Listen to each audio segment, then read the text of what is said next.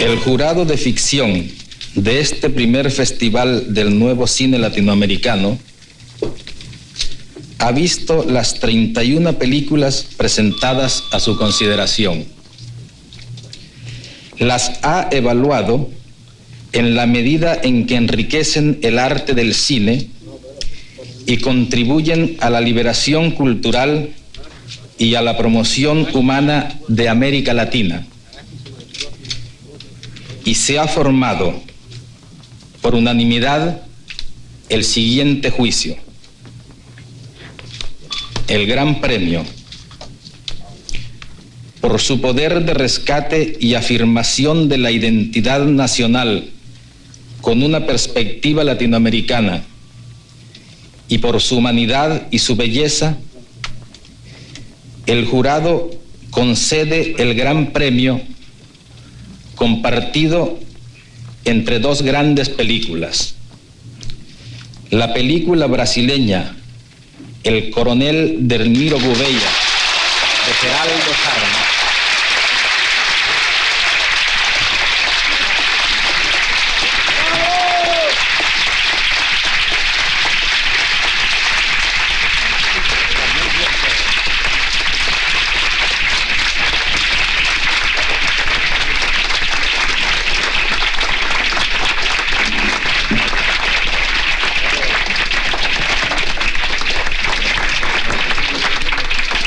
y la película cubana Maluala, de Sergio Giraldo.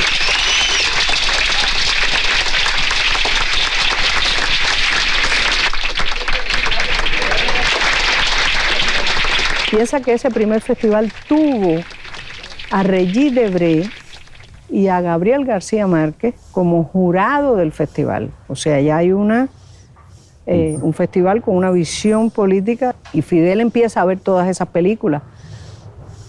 Tú te acuerdas que él veía todo, todos los documentales, toda la ficción, todo, él veía todo, estaba enterado de todo. Cuando se reunía con los cineastas, él sabía de todas las películas. Y por supuesto ya estaba Gabo unido a Fidel. El Festival de La Habana fue una plataforma, digamos, organizada de muestra del cine latinoamericano. Fue una plataforma ordenada y sigue siendo hasta hoy, yo creo que la vuelta más completa del cine de la región y de los intereses cinematográficos de la región. Ahí se creó la primera plataforma de distribución de cine latinoamericano, de distribución integrada de cine latinoamericano.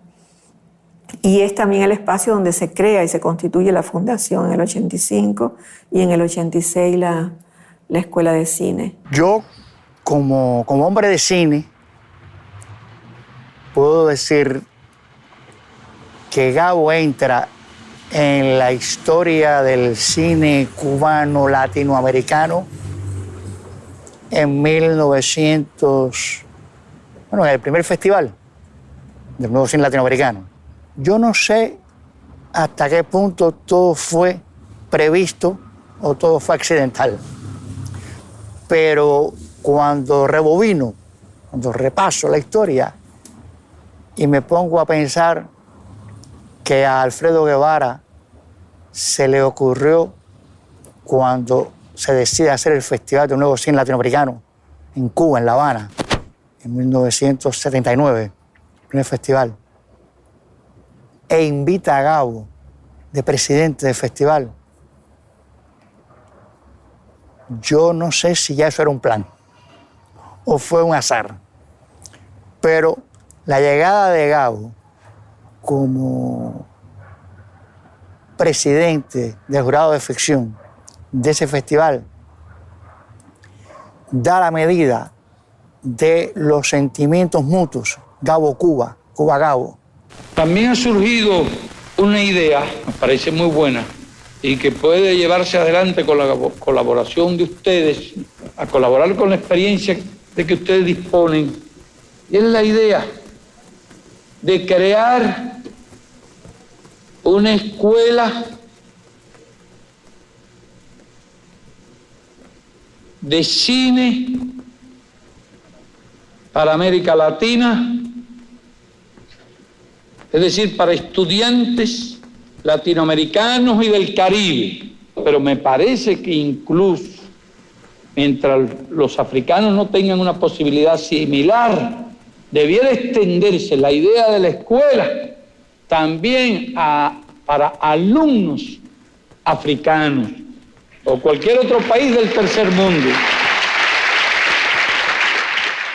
Cuando yo escuché ese discurso de parte de Fidel, en el año 1985, era la primera vez, y han pasado 30 años, y sigue siendo la única, en la que yo escuchaba de un mandatario, de un jefe de Estado, un compromiso tan íntegro, tan radical con respecto a la cinematografía latinoamericana, la cinematografía africana, la cinematografía del tercer mundo. Eso fue como la pila bautismal de la Escuela Internacional de Cine y Televisión de San Antonio de los Baños. Ese compromiso del Estado cubano con su fundación, para convocar allí jóvenes que al comienzo se decía de los tres mundos, pero en este momento, ya pasados 30 años, sigue siendo una escuela de los 5 continentes. En la Escuela de San Antonio hubo una reunión, creo que en Semana Santa, y eso fue diciendo y haciendo. Pues una reunión, creo que histórica, pues no sé cuántos estaríamos ahí en ese momento, pero por lo menos unos 10, 15 de ese comité de cineastas, un comité ad hoc. Y fue empezar, bueno, hay que hacer la escuela, ¿no? Sí, listo, ¿y cómo se hace? Esto es esto. Fernando proponía que era la escuela de los tres mundos, la escuela de Asia, África y América Latina, naturalmente con sede en suelo cubano. El gobierno cubano participaba, pero no era el dueño de la escuela. Nunca lo fue, ni lo es todavía. Y era lo interesante de eso también era lo desproporcionado de las propuestas. Yo creo que si uno no hace propuestas desproporcionadas, pues se queda en cositas chiquiticas, ¿no? Por eso cuando fuimos llamados los cineastas de todos los países latinoamericanos para la conformación, para la creación de la fundación, teníamos que cumplir en La Habana la formalidad institucional de notariar, de avalar, autenticar con un acto institucional vinculante esa fundación. Y fue en Casa de las Américas el 4 de diciembre de 1985, cuando hace 30 años, va a ser 30 años, cuando cada uno de los miembros de la fundación puso su firma en el acta fundadora de la fundación.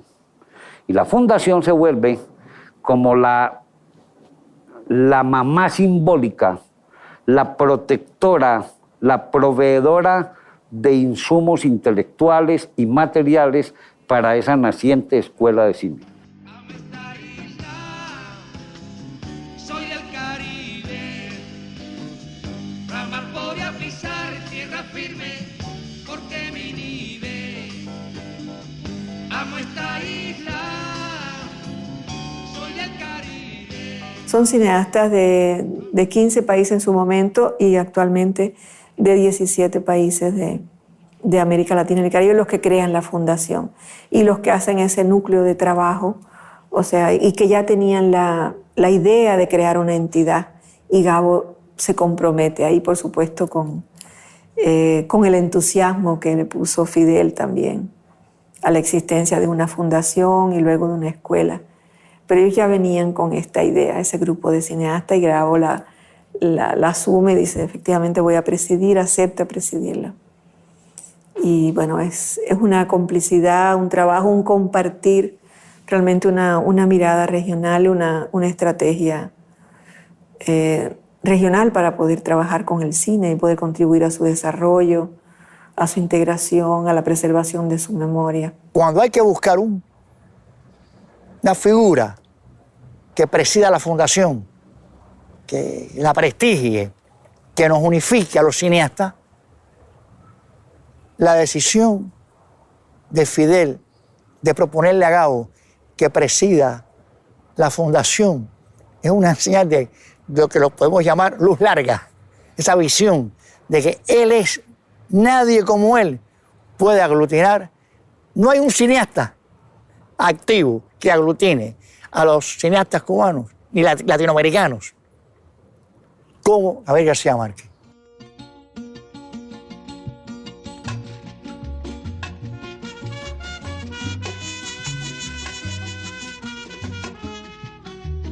Lo que te quiero decir es que Gabo, a partir de ese momento, era más que el presidente de la fundación, un jefe de escuadra. A tal hora, todo el mundo sentado entre la mesa. El arquitecto, el inversionista, todo el mundo.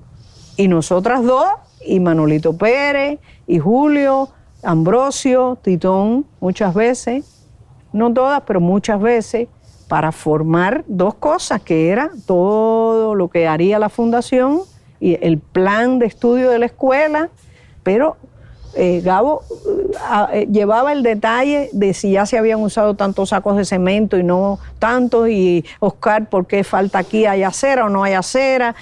Todos los detalles, absolutamente, porque Fidel se los preguntaba, sí, noche a noche, ¡pum!, era un examen. ¿Tú te acuerdas que cuando Fidel le puso a Gabo las manos en los hombros, Sí. por la espalda, Sí. que Gabo estaba sentado, cuando decidió aceptar, dijo, mirándonos a todos el resto de los comensales en esa mesa, dijo, ustedes van a conocer lo que es un verdadero dictador. ¿Te acuerdas? Pues sí. O sea, pues que sí. lo que estás contando es que él asumió eso como una tarea Sí. bajo su estricta dirección. Sí, sí, señor. Y se Así ocupó fue. de temas de construcción, de Así. arquitectura, Todo. de dotación mobiliaria, en De fin. todo, de todo. De que cada uno de ustedes hiciera la responsabilidad en los países de buscar esos alumnos, de buscar esos profesores, todo eso, porque eso era, lo mismo te llamaba a ti, que llamaba al otro a Brasil, que el otro, que a quién están organizando, falta el profesor de fotografía, cuánto es, cómo es, todos los detalles. Empezamos ya a tener uno en Francia, probablemente en España, para cine. En México nos para dijeron cine latinoamericano. en México. No, ya tenemos en Caracas, en Bogotá, en México. En Buenos Aires en también. Buenos Aires, en Montevideo. Ya prácticamente en Brasil, ya prácticamente estamos completos. Pero este es el primero de todos, y el único real, el único que todavía que se puede tocar ya. No se puede ver, Sí, lo se demás puede ver una está- película. Exacto. ¿Y lo terminaron? ¿Cuándo lo terminaron? Hoy lo- En un año récord, después de que Fidel propone la fundación de una escuela, en un año récord,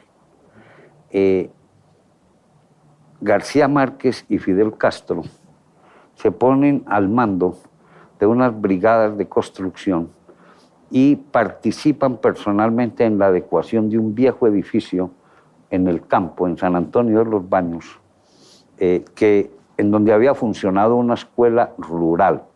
Y a esto esto lo voltean al revés, le hacen una adecuación en sus dotaciones para tecnología, para alojamiento, ya de otro orden, para talleristas internacionales, para profesores y para el alumnado naciente de la Escuela de Cine.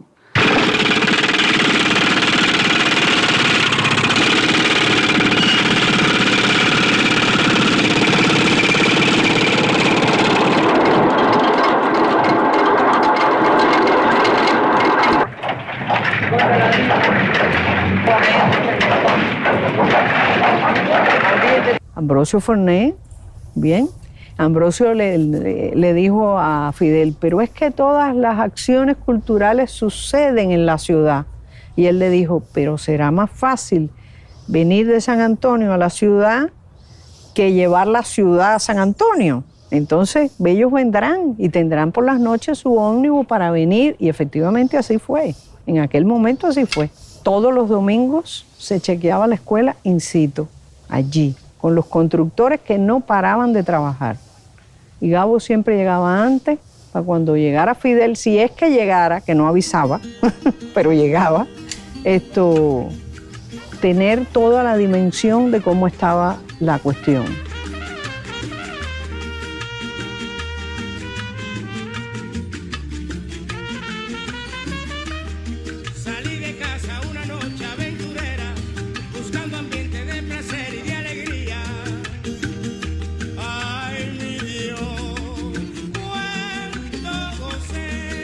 ya más adelantado todo, se decide que Birri es el hombre, que es la persona que hay que proponerle a la escuela. Yo creo que aquí es bueno aclarar, contar, que Gabo, cuando estudió en el Centro Experimental de Roma, cine, era compañero, sus compañeros de estudio eran Julio García Espinosa, Tomás Gutiérrez Alea y Fernando Birri. Ya. ¿No? Sí, o sea, Fernando había entrado antes, después llegaron Julio y Titón y al final llegó Gabito. Es así, porque acuérdate que generacionalmente ellos, así son las edades. Sí. Así son las edades, ¿no?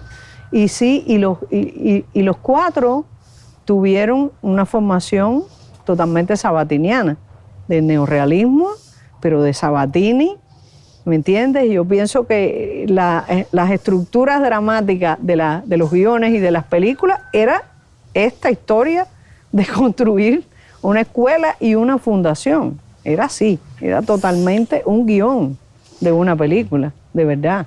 Hará a continuación entrega simbólica de la Escuela Internacional de Cine y Televisión, donada por el Estado cubano a la Fundación del Nuevo Cine Latinoamericano, en la persona de su presidente, Gabriel García Márquez.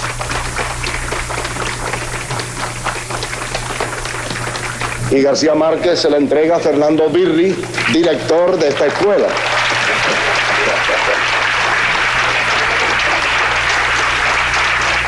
Lo reciben los alumnos que van a participar en el primer curso de la Escuela Internacional de Cine y Televisión. Quiero hacer simplemente un poco de historia, porque esta escuela tiene ya su pequeña historia. Hace un año, casi exactamente un año, no era más que una idea. Para nosotros es un honor muy grande el que ellos hayan aceptado la idea de que se hiciera aquí la escuela.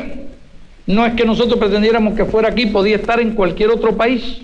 Digo que es un honor muy grande cuando demuestran con su actitud la seguridad que tienen en la revolución.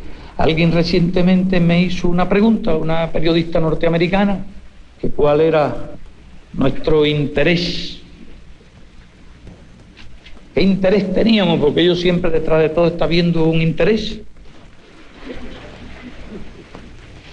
de Cuba en hacer esos grandes gastos para la Escuela Internacional de Cine y Televisión. Claro que todos tenemos un interés. Yo tengo el mismo interés que tiene Gabriel García Márquez y el mismo interés que tiene Birri. Esto es una lucha por la liberación de nuestros pueblos, para liberarnos quizás de uno de los mecanismos más infernales con que cuentan los opresores, que es el monopolio de los medios masivos de comunicación, esa cultura enlatada que tratan de inculcarnos. Es un movimiento en favor del desarrollo del cine y la televisión y de la cultura de América Latina. Tenemos ese interés común, es el único interés que tenemos. Pero yo les di una respuesta, le hice un poco de historia, cómo había surgido el comité de cineastas, la fundación, la idea de la escuela, etcétera. Y le dije, mire, y un poco aproveché, si se quiere, para hacer un poco de propaganda. Dije, escuelas como esa, en nuestro país hay cientos de ellas. Porque pareciera que nosotros éramos tan generosos que donábamos una escuela a la fundación y nosotros no tuviéramos escuela. Bien, éramos capaces de hacerlo también. Y nuestro pueblo no se sentiría ni mucho menos perjudicado por eso. Porque nuestro pueblo es, primero que nada, un pueblo no solo revolucionario, sino un pueblo internacionalista y muy internacionalista.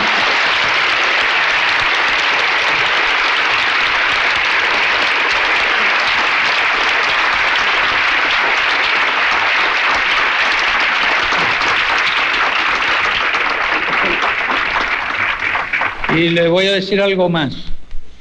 Decía, nuestro aporte anual a la escuela es equivalente a la mitad de una milésima de lo que nuestro país gasta cada año en la esfera de la educación y la cultura. Y en un país neocolonizado no puede haber una escuela como esta. Este país no volverá a ser jamás un dominio imperialista. Y en un dominio imperialista no podrá haber jamás una escuela como esta. Muchas gracias, Birri, por tus hermosas y generosas palabras, por esa misión que nos encomendaste de guardar el legado de la escuela como la luz de la aurora. Lo guardaré yo, lo guardará nuestro pueblo y lo guardarán tus alumnos, porque ellos bien merecen llamarse luz de la aurora del mundo de mañana. Muchas gracias.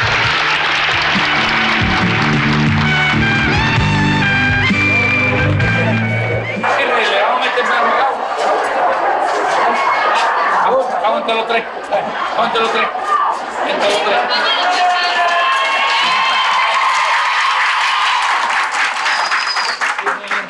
García Márquez acuña una frase muy feliz, que es la siguiente. Dice, Cuba es el país que queda más cerca de la escuela de cine.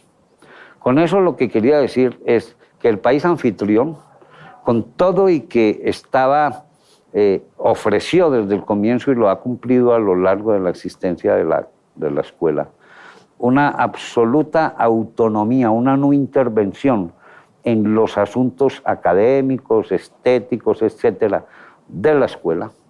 A pesar de eso, Cuba de todas maneras provee toda la infraestructura material de la escuela.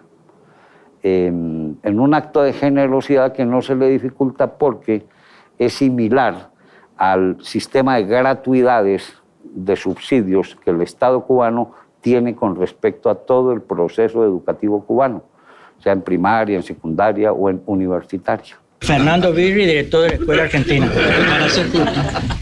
Gabriel García Márquez, presidente de la Fundación del Nuevo Cine Latinoamericano. Jefe de Fernando Birri, director de la Escuela de Cine y TV.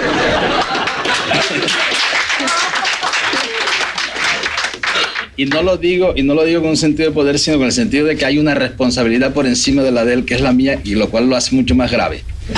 Ahora, las razones por las cuales estoy yo aquí, primero porque desde niño me gustó el cine más que todo, porque fui crítico de cine en mi país, y fui crítico de cine en mi país en un momento en que era inclusive peligroso físicamente ser crítico de cine, porque el periódico en que yo trabajaba, es decir, los periódicos en general, no podían hacer crítica, no podían decir que las películas eran malas, porque los exhibidores retiraban los anuncios de las películas, y prácticamente esos periódicos tenían una fuente de sustentación económica muy grande en esos anuncios. El periódico que yo trabajaba, que era El Espectador de Bogotá, cuando yo le planteé que se hiciera crítica de cine,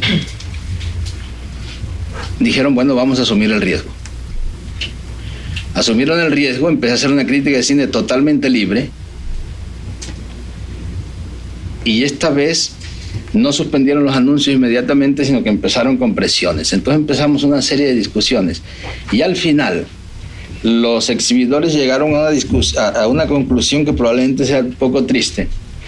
Es que la crítica desfavorable les afectaba muy poco, porque nadie le hacía caso. Pero la crítica favorable de las buenas películas les llevaba público a las películas que ellos tenían dificultades para exhibir y para promover y para vender. Entonces, con ese acuerdo, no solo se hizo esta crítica de cine, sino que fue posible. No fue que naciera la crítica de cine en Colombia, porque existía en revistas especializadas, en cineclubes, pero fue posible que la gran prensa publicara críticas de cine. Después de esto, me fui al Centro Experimental de Cinematografía de Roma.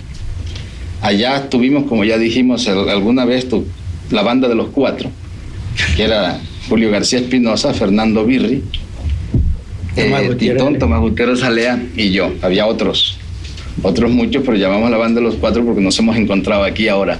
Estuvo Tari también en el 80. Sí, pero yo Tari no lo vi allá. Vino después. Entonces tenemos la banda de los 5.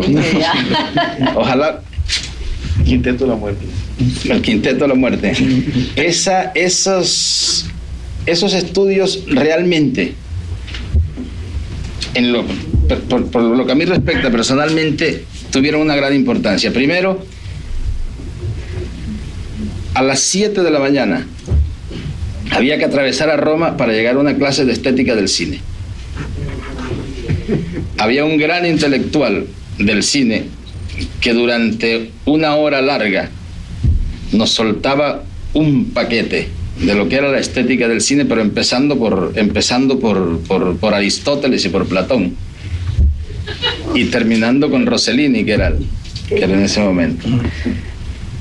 Yo aprendí una cosa importante: qué no es la estética del cine y cómo no se debe enseñar la estética del cine. Entonces, por lo pronto, ya eso nos sirvió mucho para esta escuela. En el momento en que se planteó si se daba o no se daba la clase de estética del cine en esta escuela, nos dimos cuenta que sí, pero que tenía que ser práctica, no podía ser esa clase de especulaciones teóricas, casi metafísicas que se hacían allá. Y viéndolo bien, tal vez ninguna de las materias que se enseñan en cine puede ser más práctica que la estética del cine, porque cada concepto estético en cine puede ser ilustrado con una imagen, y con una imagen que ya está establecida en lo que va, en el tiempo que va del cine. Eso en cuanto, es por lo menos ya, en realidad lo único que yo he estudiado es cine. Empecé a estudiar Derecho, no me sirvió, pero me ha servido para el cine. Y en lo del Centro Experimental de Roma, que son los únicos estudios, digamos, sistemáticos y organizados que he hecho, esto también me da un poco de autoridad para hacer lo que ya dije que soy en esta escuela.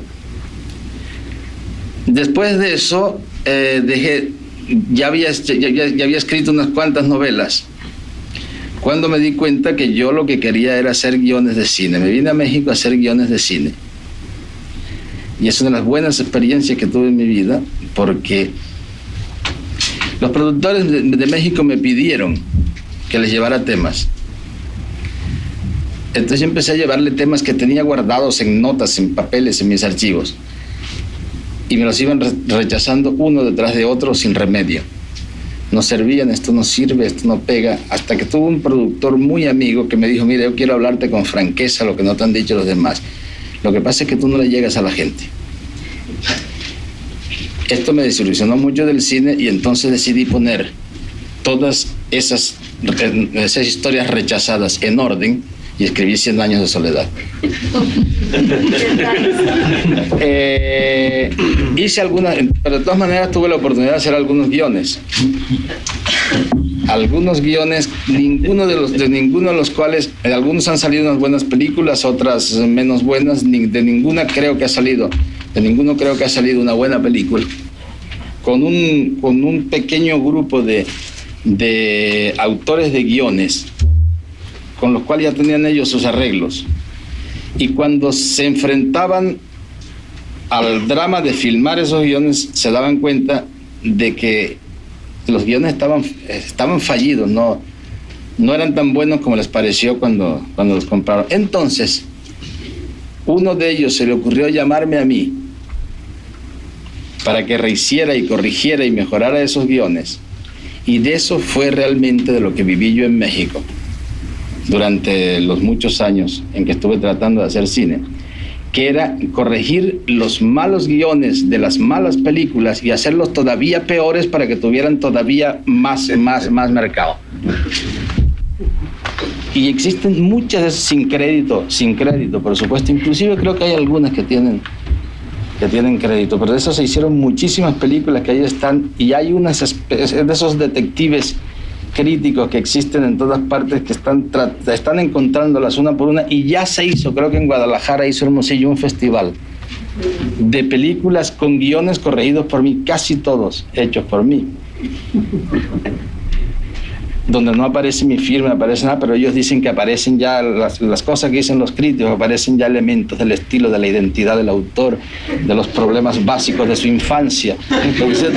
Entonces, Entonces, en eso estamos. Se pudiera mostrar en la escuela. Pues en la escuela podríamos hacer un ciclo, cualquier día un ciclo de esto. De ahí, de manera que luego no se le haría raro, me imagino que no se le hizo raro a nadie que a la hora de hacer una fundación, que existiera una fundación del cine que necesitaba un presidente, me dijeron que aceptar la presidencia y yo la acepté considerando que tenía un cierto derecho para eso, y a la hora que me dijeron que que debía ser un taller en la escuela, pues yo dije que haría el taller. Ahora tengo ese otro título que no había mencionado, que es que voy a hacer un taller de cine acá en la escuela. Ese es el punto en que estoy. Aparte de eso, he escrito uno que otro libro. Los miembros de la fundación de los distintos países éramos los que teníamos la responsabilidad de donativos en libros para la naciente biblioteca de la escuela, en videos, en VHS, en Betamax. La primera biblioteca y la primera videoteca de la Escuela de Cine de San Antonio de los Baños fue un donativo desde los distintos países de América Latina a los que pertenecíamos los miembros de la Fundación del Nuevo Cine Latinoamericano. Se genera en la escuela lo que es indudablemente el resultado, digamos, de este lugar es un fenómeno cultural para el audiovisual internacional, o sea, y un modelo único, te diría, en el sentido de que es un centro no solamente de formación, de capacitación, sino es un centro donde la integración intercultural se da de una manera espontánea por el diseño del programa, por el diseño de ese lugar, o sea, y esos egresados que a su vez van saliendo, los que se gradúan en el curso regular y los talleristas y quedan enlazados luego y comienzan a coproducir de conjunto, a armar proyectos conjuntos, el africano con el boliviano o entre la propia región, intrarregionalmente también, se conforman ya equipos de afines, o sea, amistades, y luego equipos de trabajo también.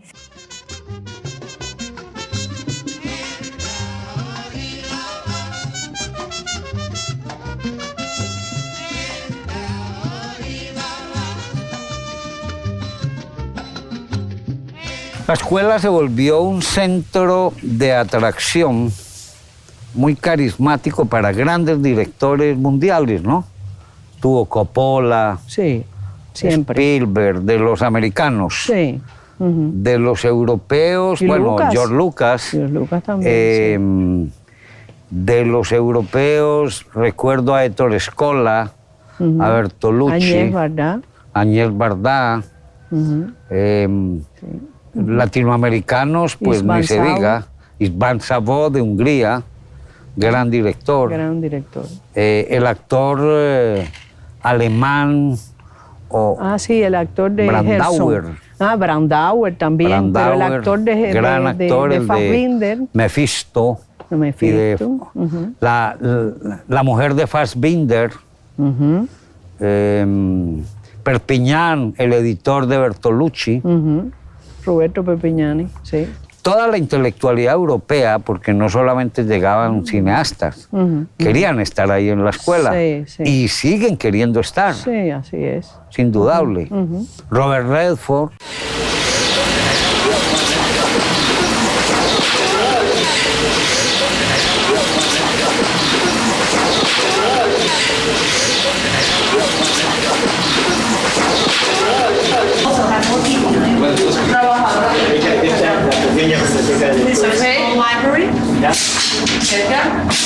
También tenemos una pequeña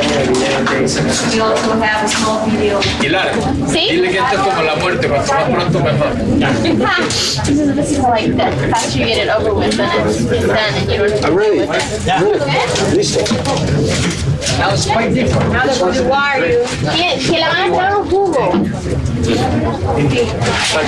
Cuando uno no conoce a Redford sino en pantalla,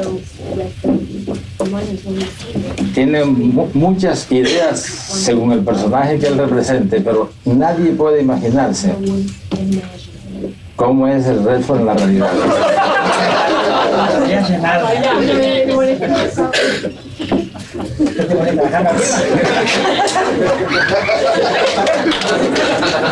Como gag recurrente no es malo, ¿eh?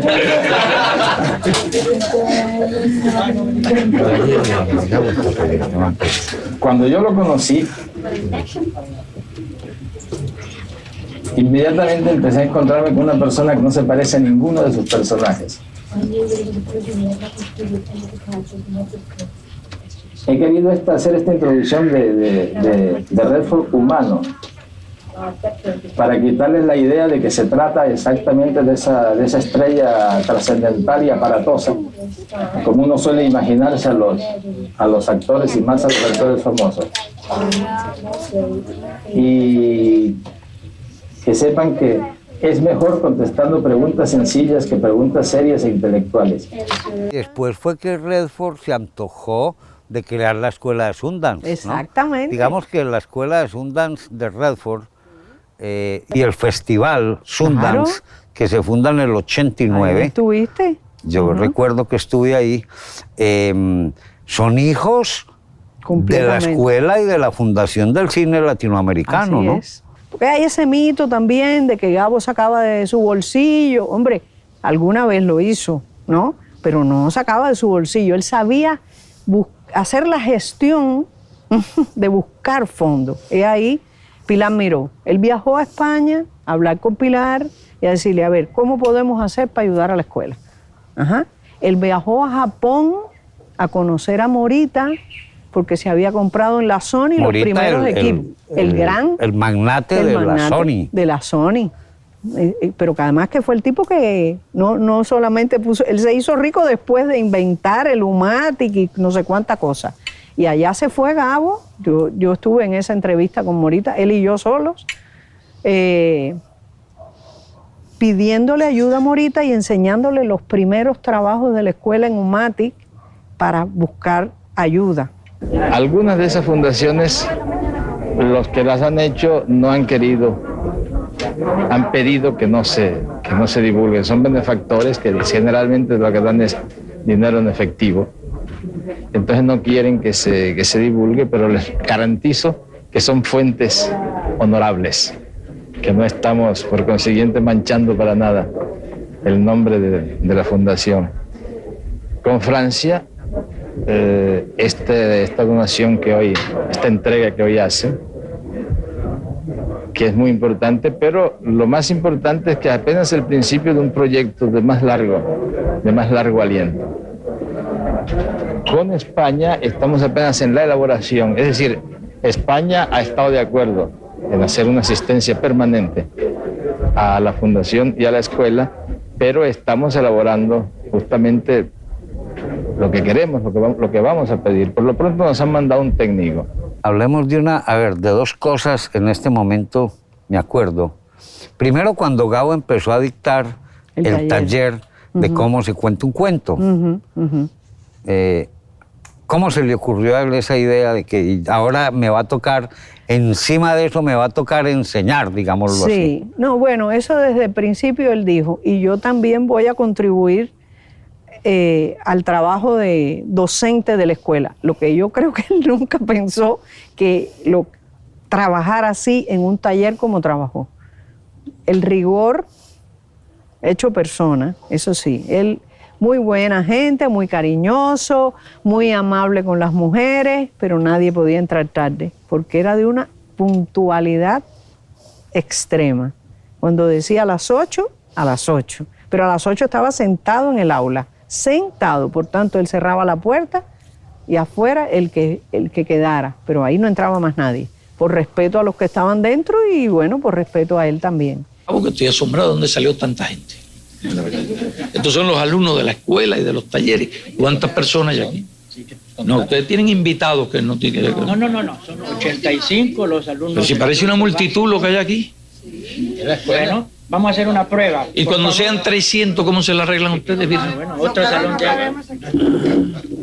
Por favor, levantemos los brazos, los del curso básico solamente. Son 85, comandante, gracias. 85. Y levantemos ahora los de los talleres experimentales. Son 31. Gracias. Son 3 talleres, Birri. Son 3 talleres, ¿Y comandante. quién tiene 11? Bueno. ¿Cuál tiene 11?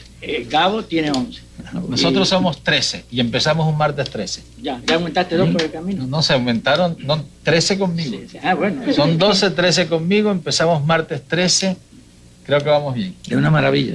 Sí, es formidable. Vamos derrotando todas las supersticiones y el oscurantismo. No te olvides que yo nací un día 13, chico, no soy un tipo tan desgraciado. Del año 26, que es el doble de 13. Del mismo 26 que después fue 26 de julio de 1900, etcétera. Y así. Hay más 13, ¿no? En su vida. Sí, hay más, y hay la mitad de 13 después. Sí. Yo seguí un día y descubrí un montón de números. Los misterios de los números. Así que a ti te pasa lo mismo. Habrá, ya habrá oportunidad. Martes 13 una maravilla. Ya habrá oportunidad esta noche de hablar de los misterios de los números y de otros misterios. Bueno, yo tengo el plan de, aunque ustedes no me inviten, de dar mi vuelta por la escuela. La última vez también no, vinimos otra vez, pero era domingo también. ¿Qué día era? Sí, he venido los domingos. Fuimos a los apartamentos, no llegamos hasta allí. De manera que yo, con mucho gusto, siempre que no estorbe y en horas en que no estorbe, y puedo, si quieres, sistematizar así algo sobre distintos temas, las conversaciones con los estudiantes. Yo no sé todavía qué es una clase de esta. Yo quisiera ver cómo Gabo da una clase para saber cómo realmente se da una clase. Me imagino que será un diálogo, ¿verdad? No será un monólogo aquí, ni una conferencia, sino es un diálogo. Es un monólogo de 10 contra mí. De 10 contra 10, correcto. Entonces estoy a las órdenes. Entonces, para ponerle un poco de moderación a estos desafueros, vamos a empezar proponemos que hagan preguntas. Correcto, antes de que hagan la pregunta, hagamos. Sí. Sí. ¿Entre qué hagan las preguntas? No, yo le hago una excusa a ellos. Tenía que explicarle. Yo le dije a Birre, a ellos, para no decirlo después que me hagan la primera pregunta, explicar que estaba convenido el encuentro a las 6 de la tarde por una iniciativa que tomó el compañero Gabo. Pero yo después se me complicó el día. Hay aquí una reunión de la OCLAE, son los estudiantes latinoamericanos. Terminaban hoy y yo tenía el compromiso de hacerle una visita también a ellos. Yo he reunido bastante tiempo con ellos. Después, una delegación que llegaba por la tarde de Nicaragua, una delegación extranjera para seguir viaje a las 9 de la noche. Era importante que los viera. De esa forma se me complicó la situación, al extremo que tuve que pedir un SOS. Yo soy muy esclavo de los compromisos y no me gusta alterarlo ni cambiarlo. Pero a última hora, abusando de la confianza, le pedí que se comunicaran con Gabo y le dijeran que si esto podía ser a las 8, alrededor de las 8, dije alrededor de las 8. Y para pedir que se pospusiera el encuentro. Y me he tardado además, llegué aquí a las 8:15, por eso les pido excusa a ustedes. Decía que el principal problema que tenemos en esta escuela altamente tecnificada es que tenemos el problema técnico de los preguntantes tienen que venir hasta acá porque no tenemos audio en todo el... Pero es chiquito, creo que pueden tener buena voz.